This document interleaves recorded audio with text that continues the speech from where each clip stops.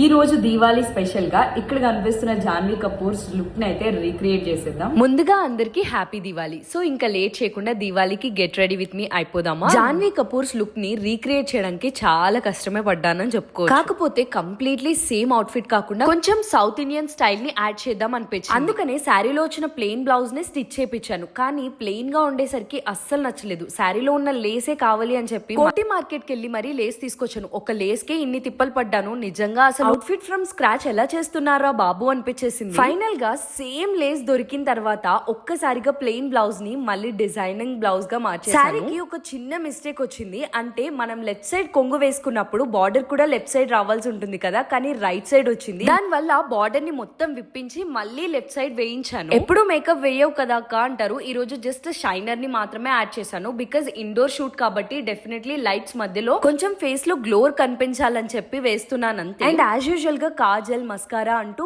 Simple makeup తోనే end చేసేస్తున్నాను. ఎందుకంటే శారీయే హెవీగా ఉంది. ఇందులో మళ్ళీ హెవీ మేకప్ వేయాలని అస్సలు లేకపోతుండే. జ్యువెలరీ కూడా చాలా మినిమల్ గా స్టోన్స్ ఉండే బ్యూటిఫుల్ సెట్ ని అయితే తీసేసుకున్నాను. ఇంకా let's go and check it. Final గా రెడీ అయిపోయిన తర్వాత దిస్ ఈస్ మై లుక్ అన్నమాట. దగ్గరగా 90% జాన్వీ కపూర్స్ లుక్ ని అయితే కాపీ చేసాము. కాకపోతే ఇందులో మనం సౌత్ ఇండియన్ స్టైల్ ని అయితే పక్కాగా యాడ్ చేసామని చెప్తాను.